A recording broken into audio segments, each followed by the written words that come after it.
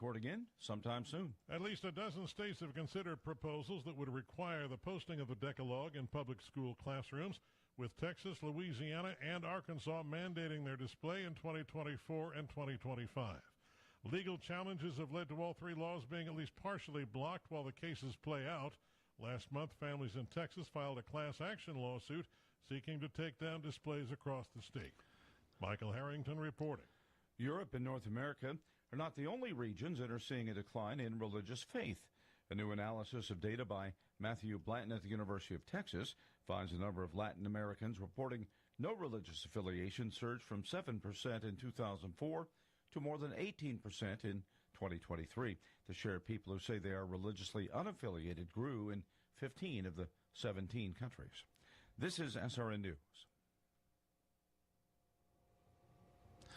Paramount Skydance takes another step in its hostile takeover bid of Warner Brothers Discovery. It now says it will name its own slate of directors before the next shareholder meeting of the Hollywood studio. Paramount has also filed a suit in Delaware Chancery Court to compel Warner Brothers to disclose to shareholders how it values its bid and the competing offer from Netflix. Warner Brothers is in the middle of a bidding war between Paramount and Netflix. Warner's leadership has repeatedly rebuffed overtures from Skydance-owned Paramount, urging shareholders to back the sale of its streaming and studio business to Netflix for $72 billion. I'm Lisa Dwyer.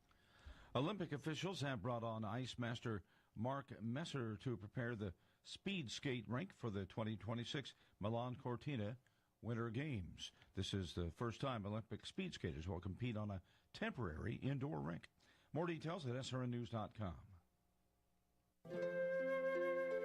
There is this promise of being like him in 1 John chapter 3 and verse 2. Beloved, now are we the sons of God, and it doth not yet appear what we shall be. But we know that when he shall appear, we shall be like him, for we shall see him as he is. 1 John chapter 3, verse 2, the promise of being like him. Do you toss in bed rehearsing the cares of the day? Listen to Music Till Dawn, featuring sacred music and devotional thoughts all night long.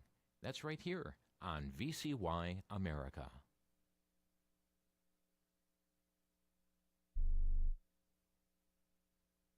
VCY America is on the air. KVCX Gregory, WVIW Bridgeport. Online at vcyamerica.org. History was made on today's date. Stay tuned for an American Minute with Bill Federer.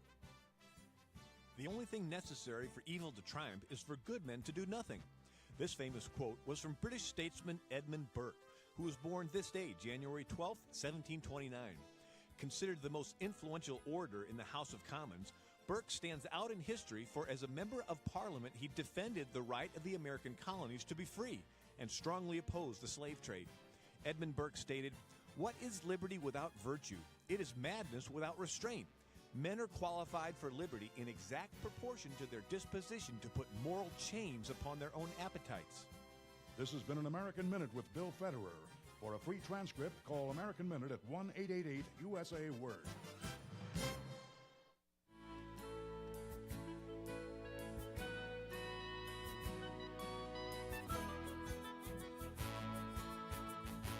This Crosstalk program is pre-recorded.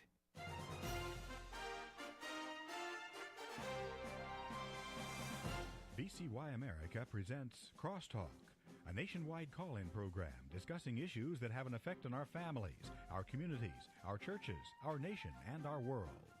Crosstalk, an opportunity for you to voice your concerns for biblical principles. And now live by satellite and around the world on the internet at vcyamerica.org. Here is today's Crosstalk. And thank you for joining us on Crosstalk here on VCY America. Ladies and gentlemen, in a recent press release received, it spoke of an American College of Surgeons report revealing that over 40% of deceased drivers in motor vehicle crashes over the past 6 months tested positive to THC, the psychoactive component of marijuana. This was from a county in Ohio. And this alarming statistic underscores a persistent and growing public health crisis. And while the study does not specifically indicate the ages of the drivers, previous evidence shows that young adults are disproportionately prone to risky or impaired driving behaviors, particularly under the influence of drugs or alcohol. While there are claims that marijuana is harmless, there are many, many adverse effects that not only impact the user, but children are being impacted as well. Joining us today to talk on this issue, we welcome Dr. Robert Hoffman, professor of pediatrics at the Ohio State University College of Medicine and Nationwide Children's Hospital. He did earn his MD from the Ohio State University, completed his pediatric residency at Akron Children's Hospital, and his fellowship at Children's Hospital of Pittsburgh. Dr. Hoffman is also a member of the Scientific Policy Committee of the American College of Pediatricians and has recently revised an important report entitled Marijuana Use Detrimental to Youth. Dr. Hoffman, thank you for joining us today on Crosstalk. Thank you very much. I'm pleased to be here. Thank you very much. Let's first of all define our terms. What exactly is marijuana? Where does it come from? What are the components of marijuana? Well, marijuana is a plant in the species cannabis and is specifically one that contains a high concentrations of 9-tetrahydrocannabinol, which is the active component, one of the active components. Okay, and so there are different aspects. We hear about oils and so forth? Are there different degrees of this? Where does the oil come in relationship to the plant? Well, the plant, like most plants, has different fluids and oils and stuff, and you can, like we do with basically cooking oil and stuff, we get the oils out of a canola to create canola oil and cook. You can do the same thing with marijuana and cannabis. Mm-hmm. So many states have allowed for what is called like the medical use of marijuana. Others have also allowed for what's called recreational use. And I'd like to begin with the medical use. What does the evidence show regarding its use? Is it beneficial?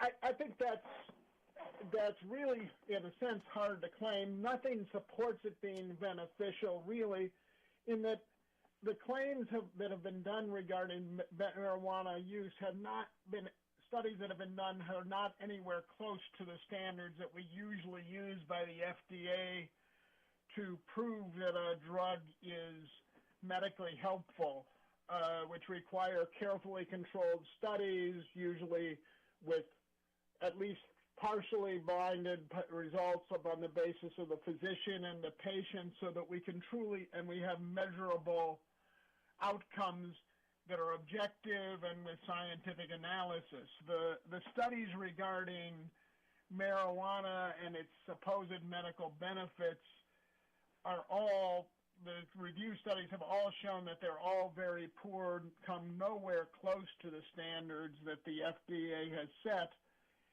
And most of them have shown there's really no support for it. A quote from a review study showed, in clinical trials, the limited availability results do not clearly demonstrate a therapeutic advantage in the use of cannabinoids for several pathologies.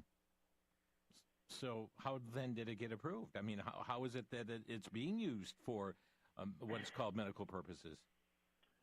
Well, I think there's a lot of things that are used for quote-unquote medical purposes, that whether it be marijuana or other things that get approved that haven't really met the rigorous standards.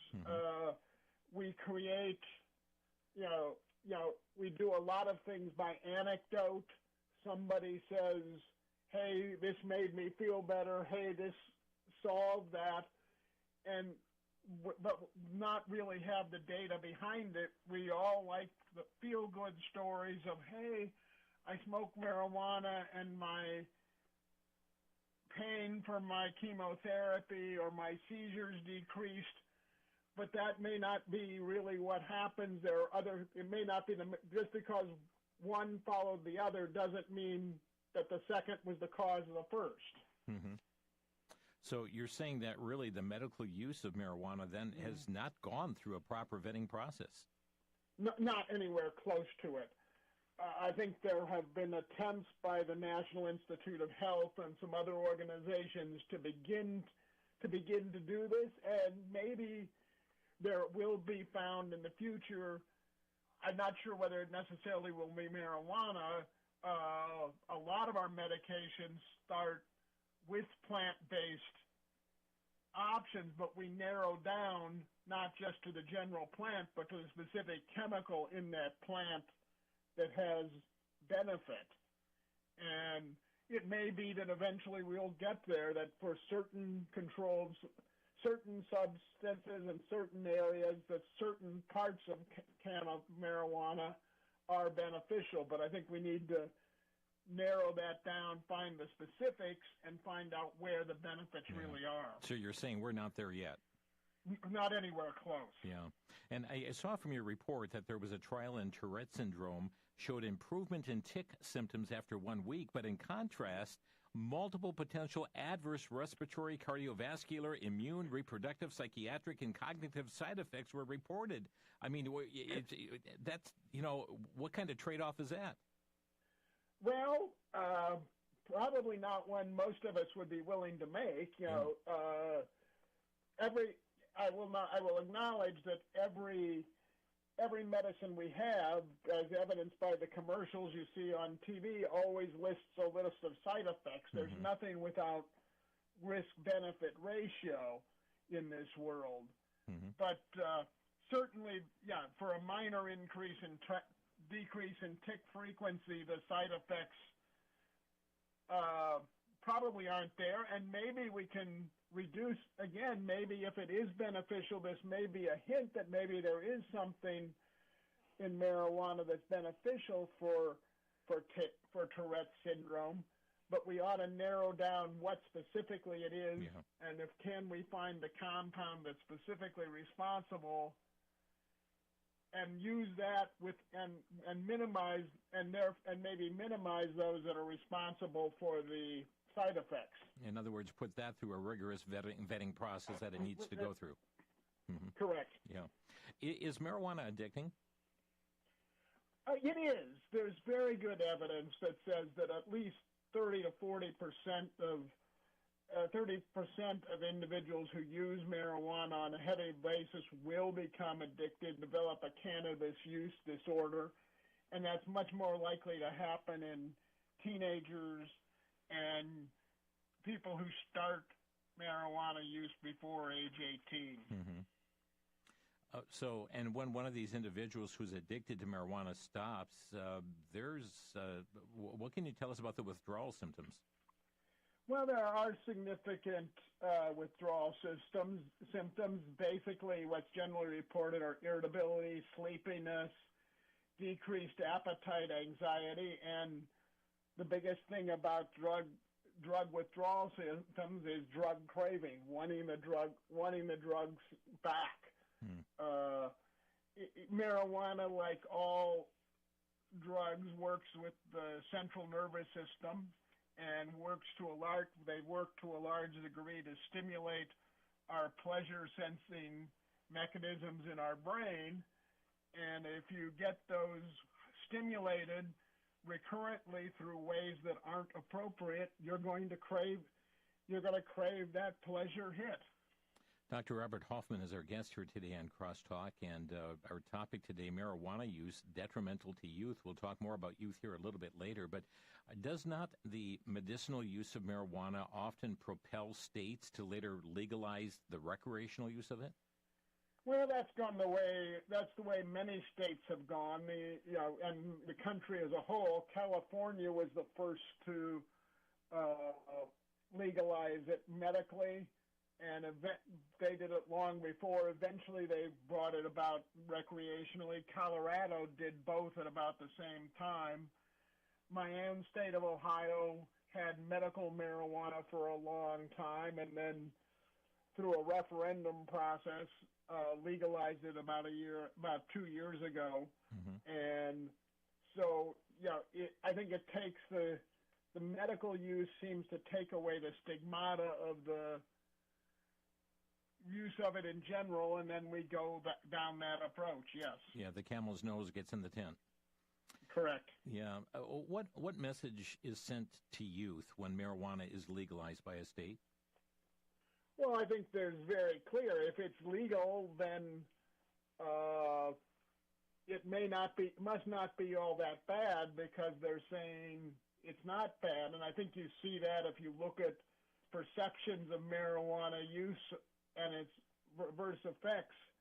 They're from the 1990s till now, the perceived risks of marijuana by people in the United States have gone down pretty dramatically.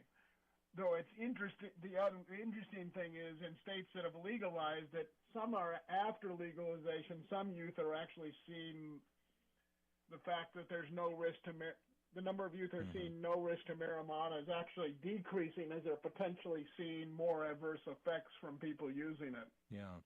So, and many do. They argue that the use of marijuana is low risk, that it's relatively harmless, and I'm not hearing you agree with that statement. Oh, absolutely not. Do you believe marijuana, or is there evidence that marijuana is a gateway drug to even more harmful drugs? Oh, yes. There have been several studies that have shown 2 to 3 to 4-fold increase in moving on from marijuana to opioids and other drugs in young adults and others. There's multiple studies have demonstrated that once you try, I think it's once you break, as you said, the camel's nose under the tent. Once you let the camel in, well, this one worked, made me feel pretty good, so maybe I ought to go on to try the next one. Yeah. Well, friends, you're listening to Crosstalk here on VCY America. We're talking today with Dr. Robert Hoffman, and recently has updated a report entitled Marijuana Use Detrimental to Youth. We're going to be taking a quick break here on Crosstalk, and when we come back, we're going to discuss the impact of marijuana upon the brain, upon mental illness. We'll look how it impacts people on a physical basis as well, and certainly the growing concern, even coming from the U.S. Secretary of Transportation, here as it relates to the number of people, drivers in motor vehicle crashes, seeing a high percentage of these who are deceased finding THC, that's the psychoactive component of marijuana, in their system. We'll be back in just 1 minute. You're listening to Crosstalk on the VCY America. Back to Genesis with Dr. John Morris, scientist and president of the Institute for Creation Research. Dr. Morris, has it finally happened? Can computers outthink humans? No, they can't, Chris. Now, they can outperform humans on some difficult tasks, but they're not really thinking. For instance, calculators can do mathematical manipulations much more quickly and accurately than humans. But keep in mind, they were designed by humans and programmed to do these various tasks. They're not thinking, they're just doing the things they were designed to do. No, Chris, machines can't actually think, nor do they exercise real judgment. This is reserved for mankind, created in the image of God, just like it says back in Genesis. Thanks, Dr. Morris. For more information on the foundational principles set forth in Genesis, simply visit us on the web at www.icr.org. That's www.icr.org. This is Chris O'Brien. God bless.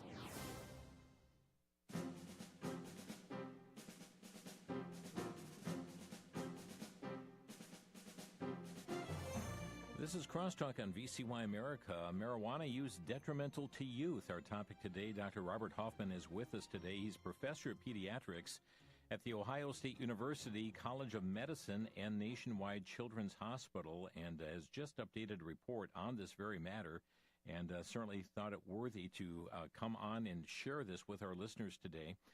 Dr. Hoffman, as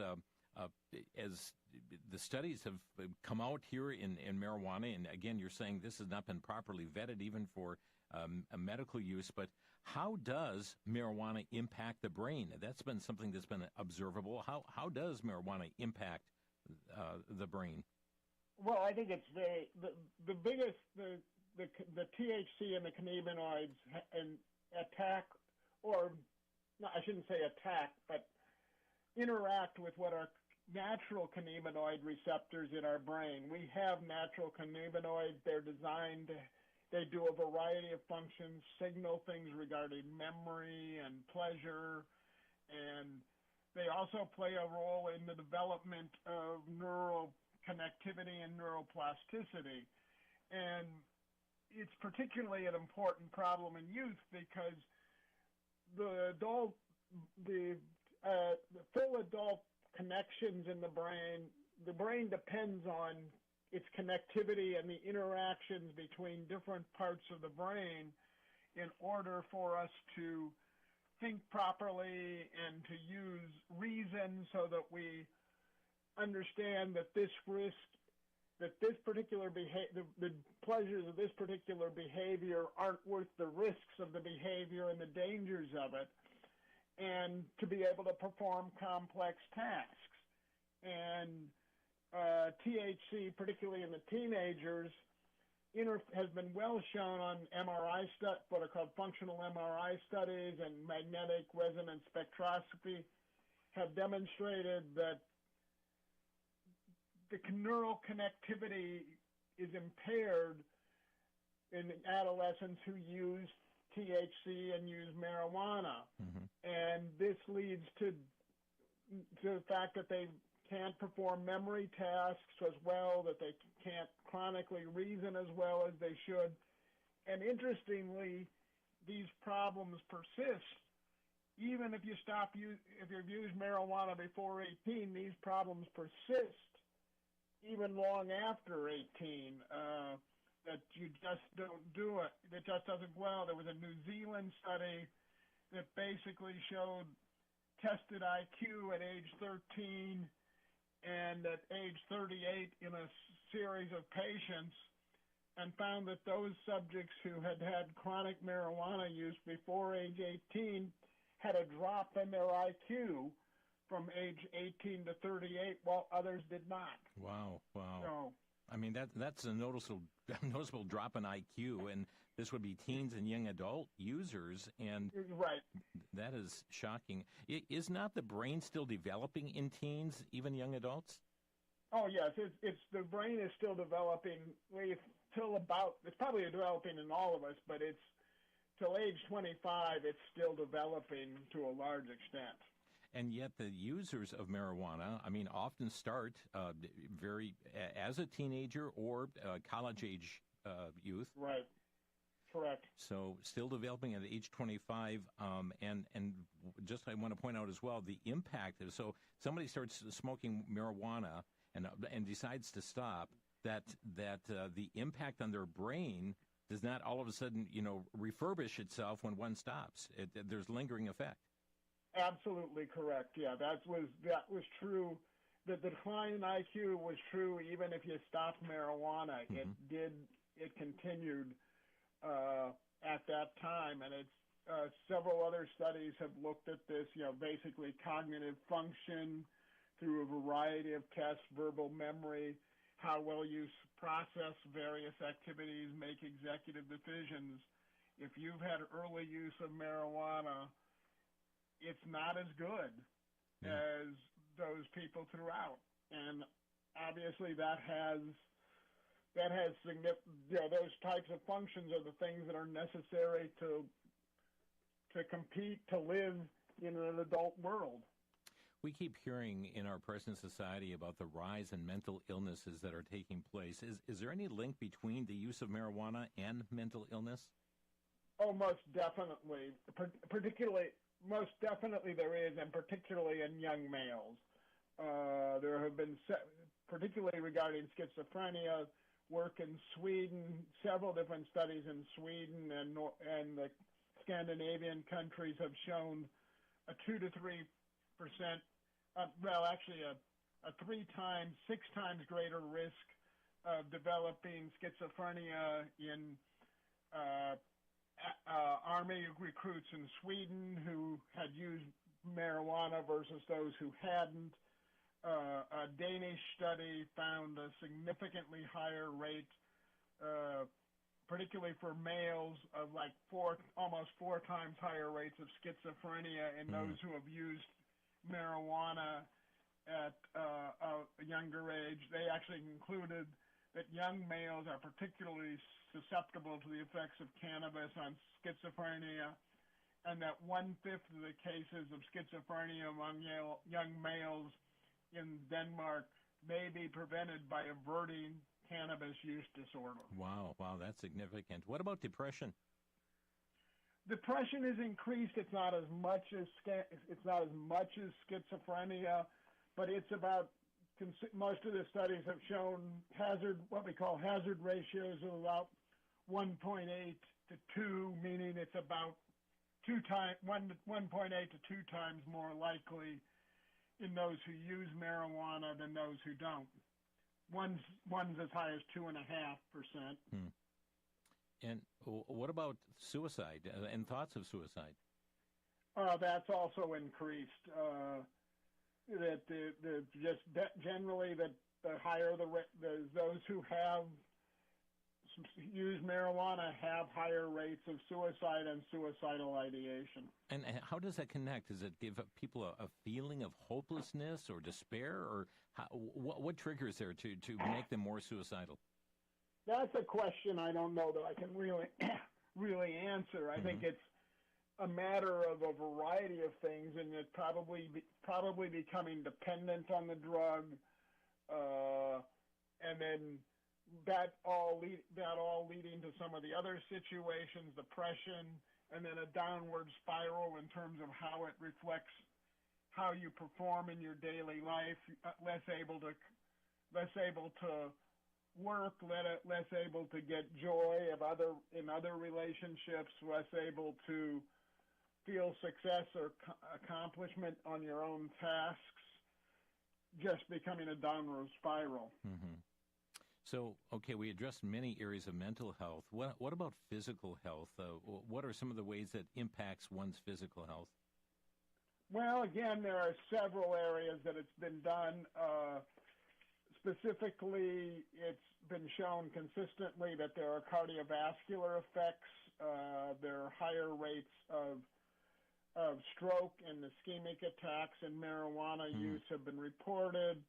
About not huge rates, relative risk of about 1.3, 1.2, though that is a 2-time greater risk of cardiovascular death.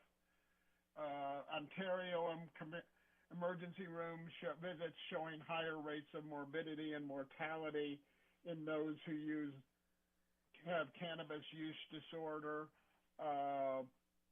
Interestingly, so there's clearly chronic cardiovascular effects and cardiovascular death.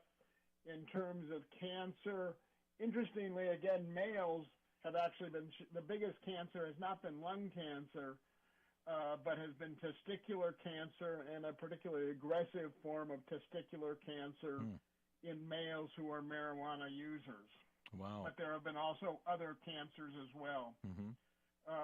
One European study concluded that cannabis should be considered a more potent carcinogen than either tobacco or alcohol. Wow. What about respiratory? Is the respiratory impacted?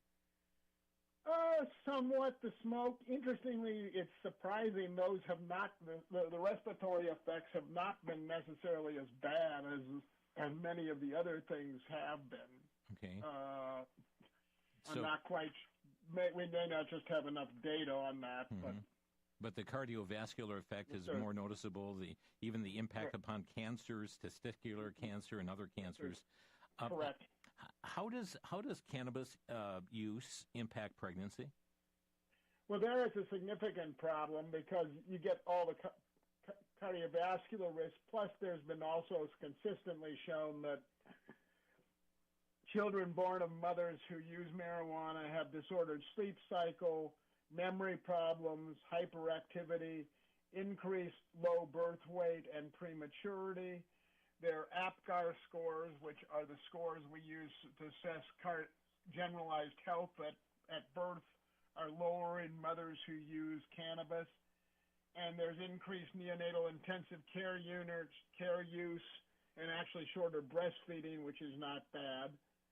And then girls have actually been shown to have more aggressive behavior at 18 months if mom used cannabis. So there's a lot of things going on. And I guess not surprisingly, whether this is due to intrauterine cannabis use or due to home environment, children exposed to cannabis in utero are more likely to use cannabis as adults, young adults. It's interesting. Can they be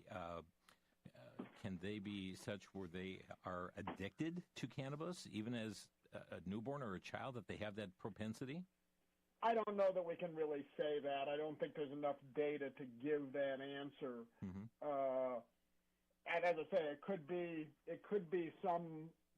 part of it. It could also be home environment leads to the use of cannabis. I don't think we really know. Sure. And what about the developing of that child's brain? Well, as I said, there are definitely behavioral changes. With changes in behavior, girls with more aggressive behavior, and as I already said, disordered sleep, memory problems, hyperactivity, all playing a role, all of which are going to affect school behavior and school performance and school learning. Wow. Friends, you're listening to Crosstalk on VCY America. We're just a minute from the break. We'll be taking a break here momentarily, but we are talking today with Dr. Robert Hoffman. He's professor of pediatrics at the Ohio State University College of Medicine and Nationwide Children's Hospital. He has recently revised an important report titled Marijuana Use Detrimental to Youth. And I see it's available on the website for the American College of Pediatricians, which is acpeds.org. Again, that's AC, that stands for American College, and then PEDS, short for pediatricians, American College of Pediatricians, acpeds.org. And then in the search engine, just put in the word marijuana, and you'll find not only this report, but some other alarming matters there as well. And this is just one of many, many issues that are covered by the American College of Pediatricians that you'll find very, very helpful. And again, they take a very adverse position on many issues that you would see promoted by the American Academy of Pediatricians. And certainly we appreciate the American College of Pediatricians and giving us a more balanced view on things that takes the politics out of it. We're up against a break. We'll quick take the break. I've got a few more questions. And friends, a little bit later, we'll give you opportunity to call in on the program as well, so be ready for that time. This is Crosstalk coming your way from the VCY American Network.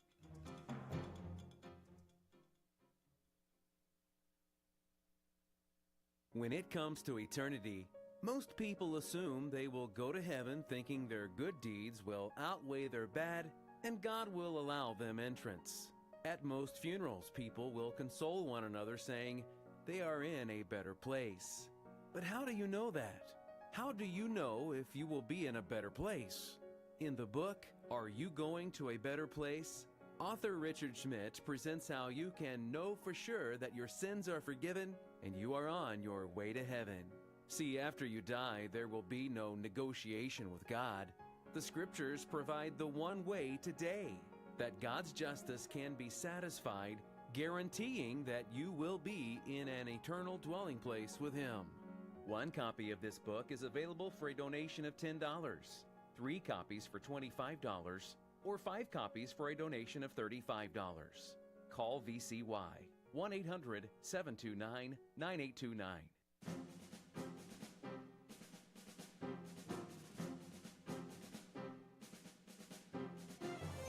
This is Crosstalk on VCY America, and friends, this is a real issue across our nation today, especially when you have the Secretary of Transportation speaking out on this recently, and the growing concern that is there. And often when a state goes that way of medicinal marijuana, it sounds so innocent. And again, it has not gone through the harsh vetting as other medications have by the FDA, and so much has been anecdotal. And there's would you agree, Dr. Hoffman, that there's kind of a politicizing of this issue as well?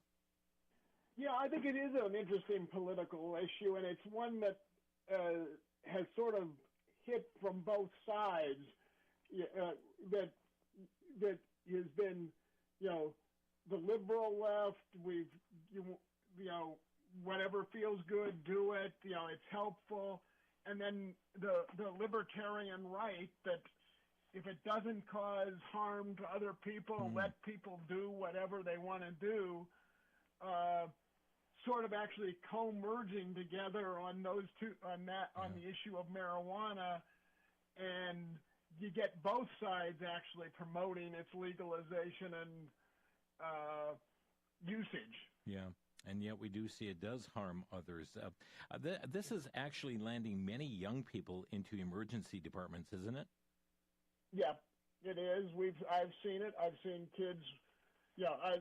We haven't said I've worked on this report for the American Academy of Pediatrics, but my primary interest in medicine is children with diabetes and type 1 diabetes, and I've seen it have kids who have diabetes who have ended up in the hospital because of chronic marijuana use, and then they don't take care of their diabetes, and it puts them actually in life-threatening situations because they're not caring for their diabetes the way they should. My.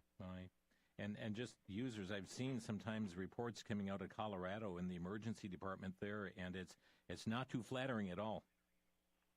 Yeah.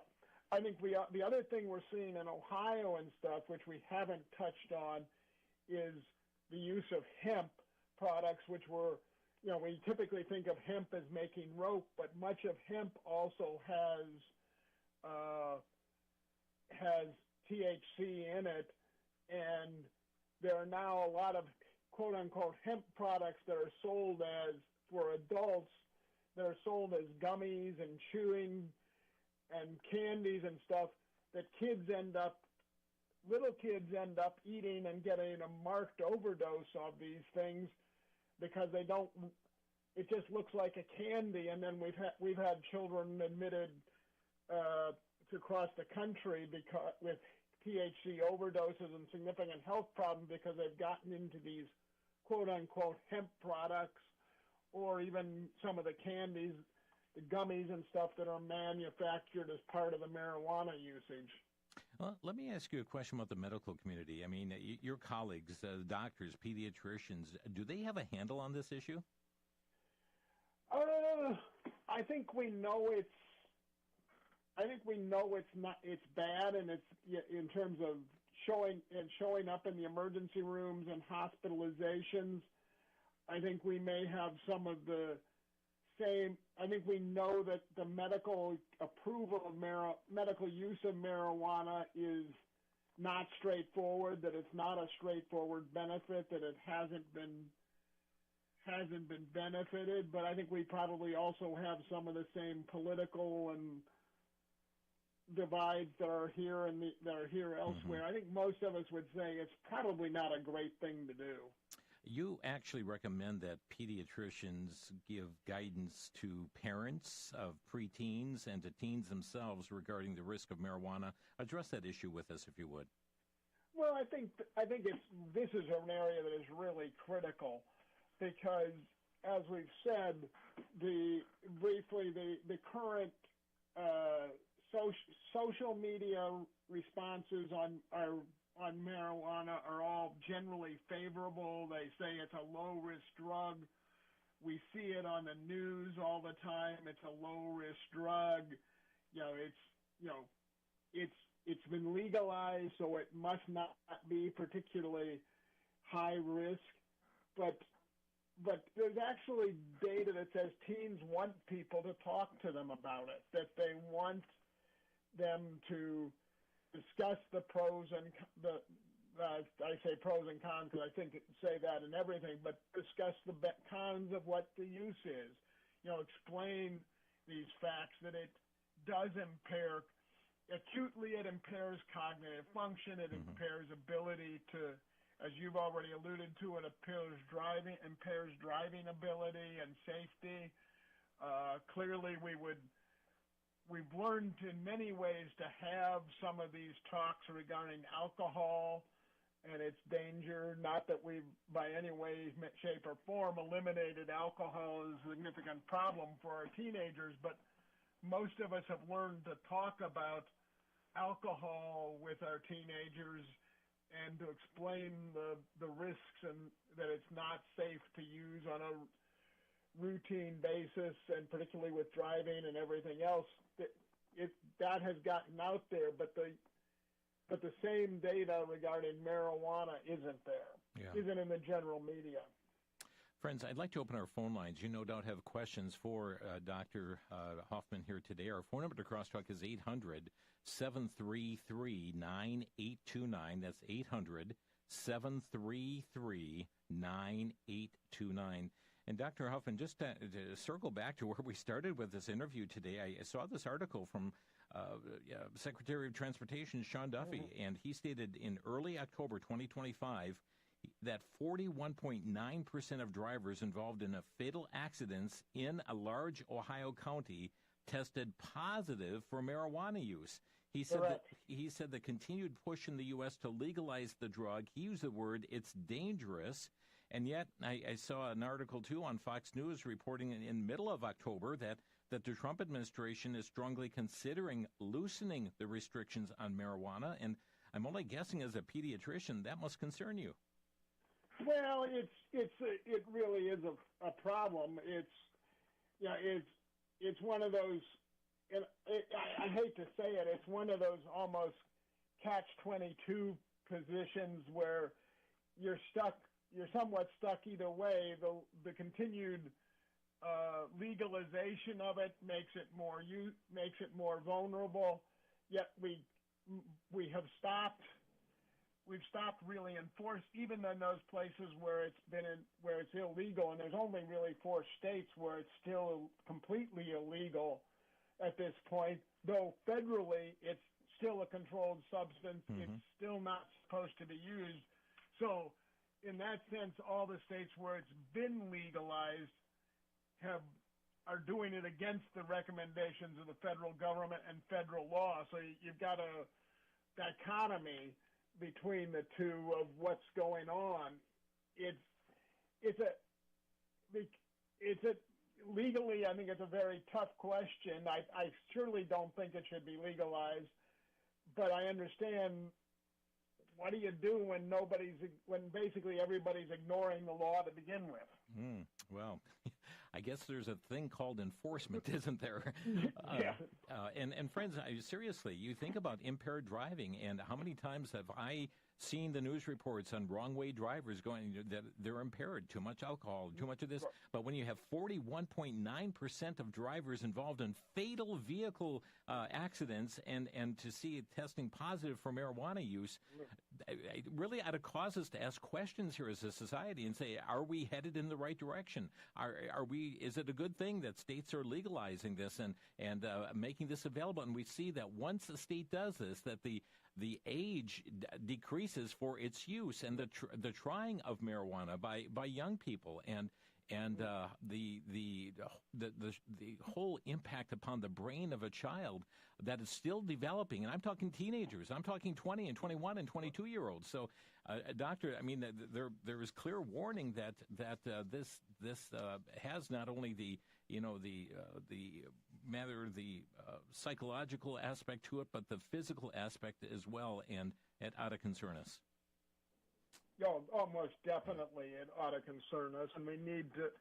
That's why it really needs to be a group. The pediatricians need to be willing to talk about it, and unfortunately, a lot of us pediatricians, at least I'm of an older generation, I can't say what is necessary. I don't know as much about what's being heard today. We did discuss marijuana in my residency and my training. It was out there. We didn't discuss it. You just went on your way, and therefore we didn't learn to discuss it with our patients. We didn't just learn to discuss it with the families or how to help them deal with it, and that's clearly got to change. We've got Greg calling from Minnesota. Greg, you're on the air. Yeah, thank you for taking my call. Well, first of all, I'd like to say it was 30 years ago that God delivered me from drugs and alcohol. And from my experience, and I certainly believe that, marijuana is a gateway drug. I started out with alcohol, went to marijuana and a lot of other drugs. Yeah. And there is a progression because it's a matter of looking for sometimes a more of a high, a better high, or whatever, And it does become a progression. Yeah. Well, that's from my experience, anyhow. Thank you, Greg. And Doctor, that's what you mentioned. They need something that's going to give a greater high or a longer high, and so one progresses. And he said, okay, for him it was alcohol to marijuana, and alcohol also has impacted that same aspect. Well, I think that's definitely true. From a Christian and religious standpoint, I would say all of us have something that we're looking to fill into our lives in place of our relationship to Christ.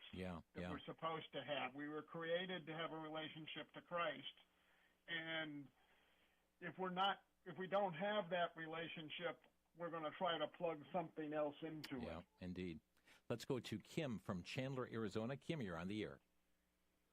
Hi, good afternoon. Thank you for taking my call. Okay, you might not like what I'm going to say, but I definitely believe that alcohol is the gateway drug. I mean, I started smoking marijuana when I was 15. I'm 63. I know a lot of us that still smoke it, and I've always had a good job, made money, and I think a lot of it is people are like that anyway, if they're lazy and all of that. But my comment is I just think that we should put it where it belongs, and I really do believe that alcohol starts the whole thing. Okay, thank you, Kim. And yeah, you mentioned we called it a gateway drug, and the previous caller to you also said alcohol and marijuana, both gateway, and so thank you for the comments. Any response here, Doctor?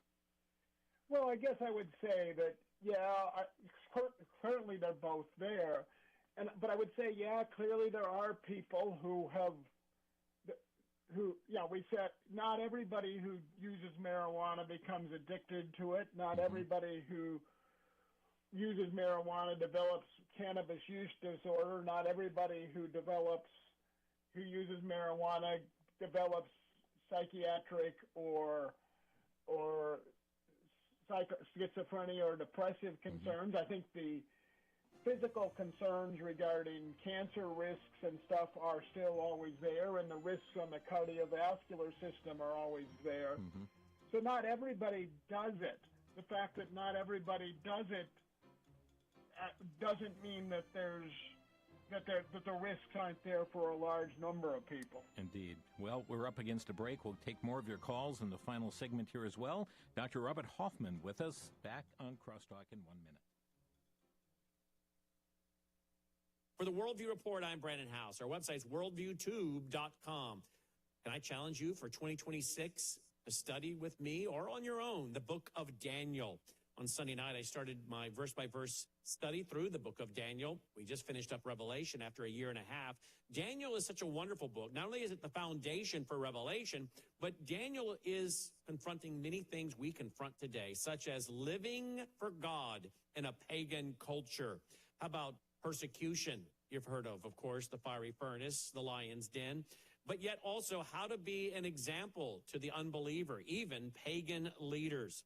The book of Daniel is one of the most attacked books because of predictive prophecy. The experts, so-called, want to bring it 400 years into the future to say that it's history, not predictive prophecy. But we know that it was written before the events occurred, showing the supernatural nature of God's word.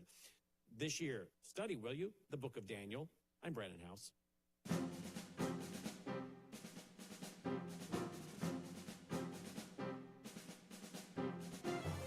Marijuana use detrimental to youth. Our guest has just updated a report on that. You'll find it at ACPEDS, American College of Pediatricians, and put that right at .org and put that into their search engine, the word marijuana. You'll find it come right up there.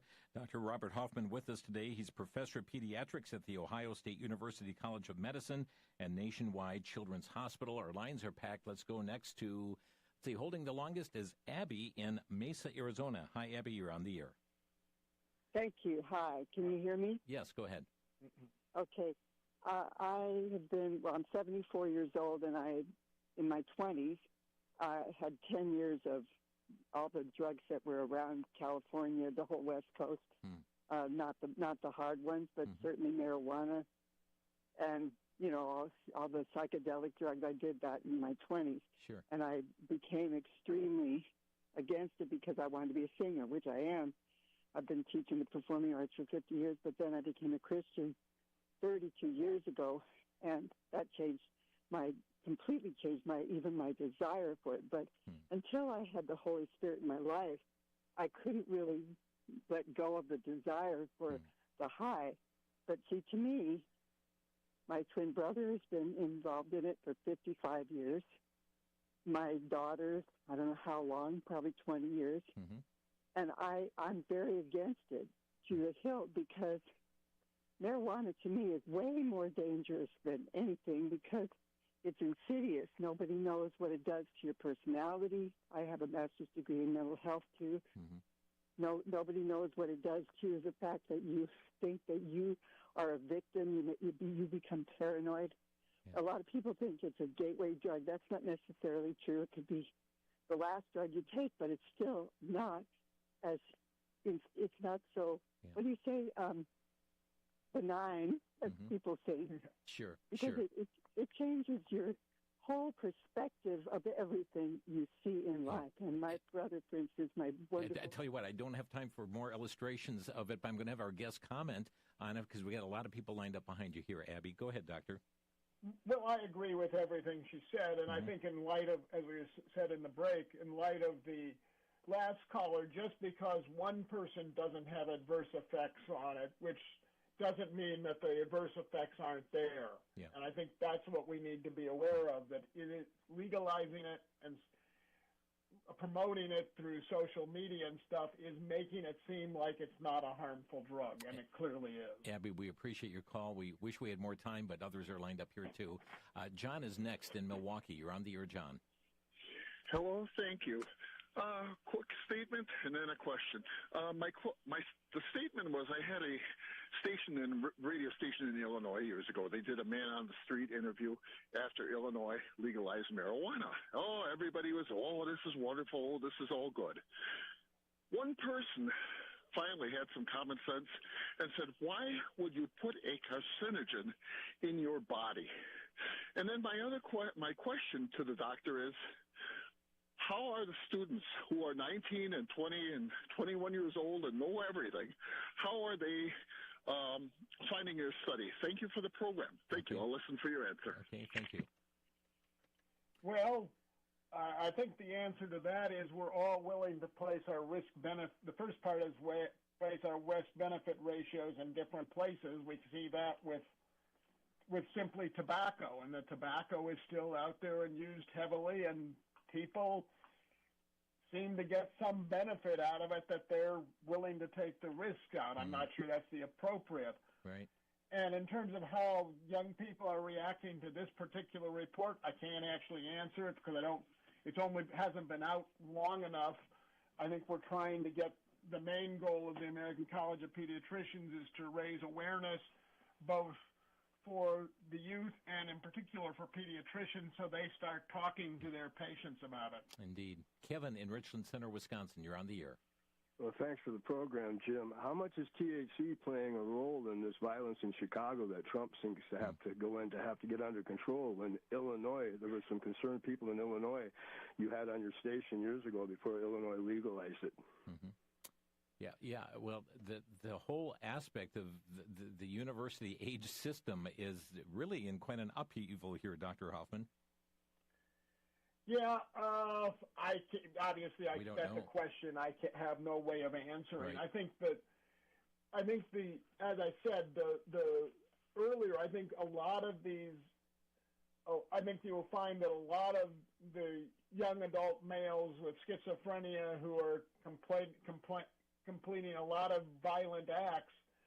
Clearly, schizophrenia plays a role in a lot of the violent acts and group shootings and mass shootings that we have, and marijuana clearly increases a lot of those increases the risk of schizophrenia, particularly in young adult males who are the ones most likely to do those types of behaviors.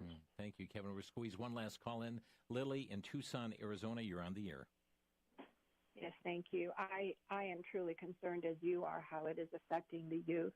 And I believe that when grandparents such as I, who was delivered 40 years ago, can just be honest and have those conversations with their children and grandchildren and say probably the most important danger, I believe, is the spiritual danger, because I believe it opens up, and I know this for a fact, minds to the occult.